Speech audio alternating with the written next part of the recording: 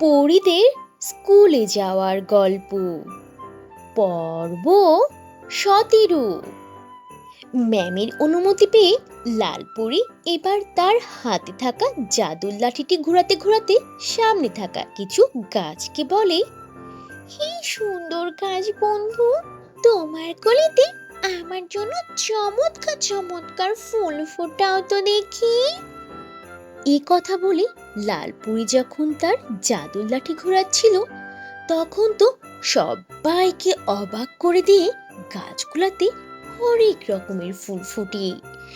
এটা দেখে তো লালপরি মহা খুশি হয়ে যায় আর সে দৌড়ে তার ম্যামের কাছে গিয়ে বলে, ম্যাম ম্যাম, এবার এদিকে আসুন তো, আমার ফুল ফুটানো গাছগুলাকে একবার দেখে যান। তখন লালপরি, হলুদ পরি ও ম্যাম লালপরির ম্যাজিক দেখতে যায় আর লালপরির ম্যাজিক ফুল দেখে তো ম্যাম অনেক খুশি হয়ে যায় আর তখন সে লালপরিকে বলে, আরে বাহ, চমৎকার লালপরি, তুমি তো অনেকগুলো ফুল একসাথে ফুটিয়ে ফেলেছো। আমি তোমার কাজে ভীষণ খুশি হয়েছি, তাই আমি খুশি হয়ে তোমাকে 50-এর মধ্যে এই ক্লাসের মধ্যে 40 দিয়ে দিলাম।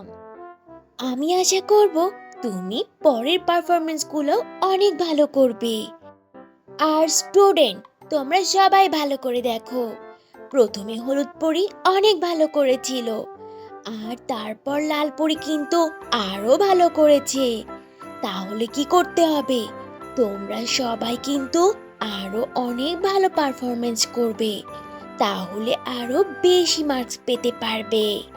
ওকে? ম্যামের কথা শেষ হতে না হতেই তখন সবুজ পরি বলে ওঠে, তোমরা সবাই এদিকে আসো, জলদি করে আসো আর দেখে যাও এদিকে কি কাণ্ড হয়ে গিয়েছে। আমাদের গোলাপি পরি একা একাই কতগুলো ফুল ফুটিয়ে ফেলেছে, দেখো কত সুন্দর লাগছে, সবাই জলদি আসো।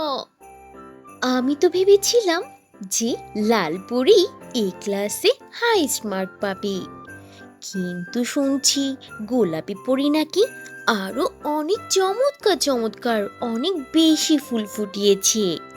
তবে কি গোলাপি পরি ফার্স্ট হয়ে যাবে এই ক্লাসে? দেখা যাক পরে যে কি হয়। তো বন্ধুরা, এই ছিল আজকের গল্প।